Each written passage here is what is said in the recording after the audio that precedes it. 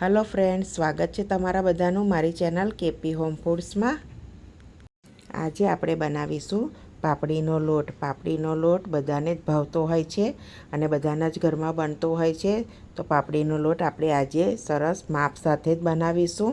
તો ચાલો રેસીપી શરૂ કરીએ। સૌથી પહેલાં આપણે પાપડીનો લોટ બાફવા માટે એક કઢાઈ લઈ લીધી છે અને એક વાડકીનું માપ લઈ લેવાનું। તો અહીંયા હું 2 વાડકી ચોખાનો લોટ લેવાની છું, એટલે હું 4 વાડકી પાણી લઈ લઈશ। તમારે લોટથી ડબલ પાણી લેવાનું।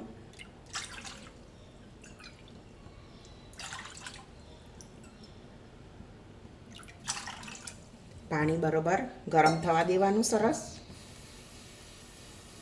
તો પાણી આ રીતે સરસ ઉકળી ગયું છે। તો આપણે 1 ચમચી જેટલું જીરું લઈ લઈશું, થોડા 1 ચમચી સફેદ તલ। તલ તમારે ઓપ્શનલ છે, ના ઉમેરવા હોય તો નહીં ઉમેરવાના, સ્કીપ કરી શકો છો। સ્વાદ પ્રમાણે મીઠું,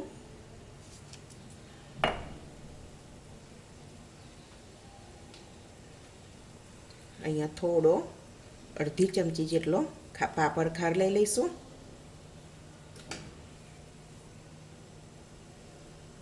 અજમો આપણે છેલ્લે એડ કરીશું, કે અજમો ઉમેરીશું તો પાણી બધું કાળું થઈ જશે।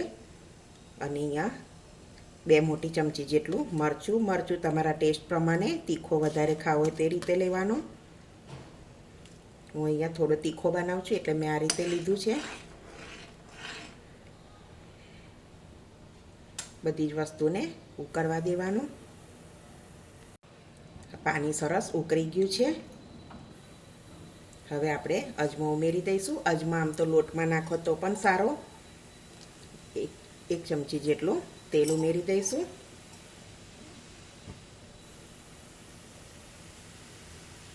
આ રીતે સરસ ઉકળી જાય એટલે આપણે 2 વાડકી લોટ ઉમેરી દઈશું।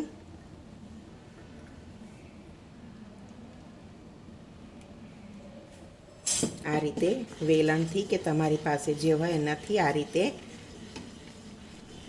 હલાવી લેવાનો, એટલે તમારે ગાંઠા ના પડે એનું ધ્યાન રાખવાનું। આ રીતે સરસ મિક્સ થઈ જાય। ચમચાથી પણ હલાવી શકાય, પણ આ વેલણથી હલાવશો તો બહુ સરસ થશે।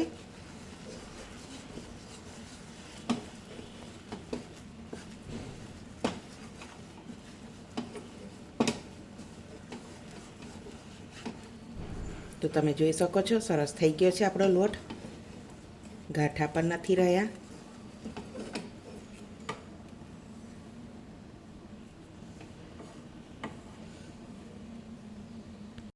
આ રીતે એક કઠોળ લઈ લઈશું અને આપણે આ લોટ બધો એમાં ઉમેરી લઈશું।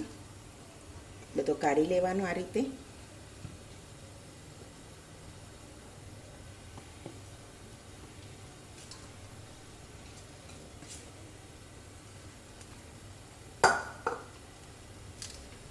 આ પ્રોસેસ કરવી જરૂરી છે। તમને આ ટાઈમે તમને લોટ કોરો લાગતો હોય તો થોડું ગરમ પાણી ઉમેરી શકો છો, અને જો તમને લોટ થોડો ઢીલો લાગતો હોય તો તમે લોટ પણ ઉમેરી શકો છો।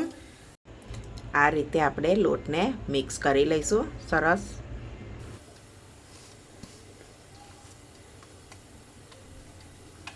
આ રીતે કરશો તો તમારો લોટ બહુ સરસ બનશે।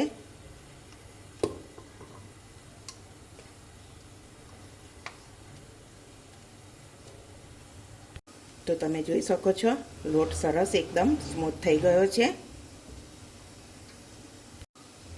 હવે થોડું આપણે હાથ ઉપર તેલ લગાવી લઈશું અને આ રીતે આપણે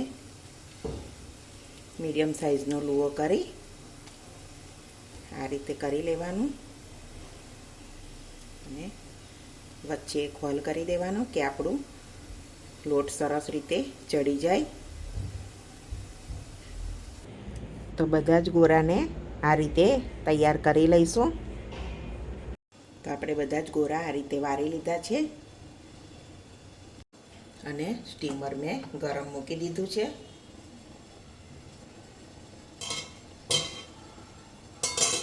તો સરસ ગરમ થઈ ગયું છે। તો આપણે એને આ રીતે બધા મૂકી દઈશું।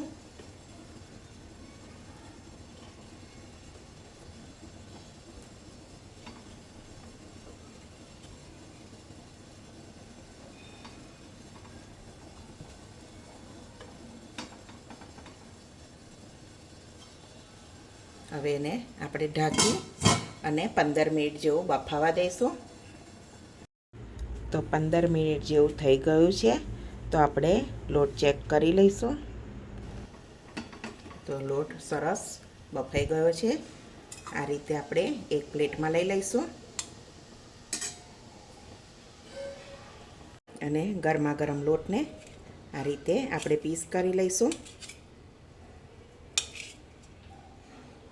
તો તમે જોઈ શકો છો સરસ લોટ આપણો બફાઈને રેડી છે. તો ગરમા ગરમ લોટ આપણે સર્વ કરી લઈશું. આ પાપડીનો લોટ આપણો ગરમ ગરમ હશે તો જ સારો લાગશે. એટલે જ્યારે ખાવો હોય ત્યારે જ આપણે એટલા ટુકડા કરી અને બહાર કાઢવાનો, સર્વ કરવાનો. નહીં તો ઠંડો થશે તો લોટ સારો નહીં લાગે. જેટલો જરૂર હોય એટલો જ આપણે લઈશું. ગરમા ગરમ લોટ ઉપર કાચું સિંગ તેલ ઉમેરશો તો બહુ સરસ એનો ટેસ્ટ આવે છે.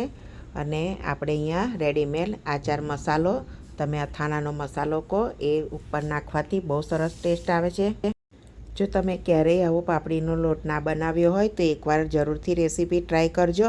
અને જો તમને મારી આજની રેસીપી ગમી હોય તો મારા વિડીયોને લાઇક કરજો, તમારા ફ્રેન્ડ જોડે શેર કરજો અને મારી ચેનલને સબસ્ક્રાઈબ કરજો. તો હવે મળીશું એક નવી રેસીપીમાં. ત્યાં સુધી જય સ્વામિનારાયણ.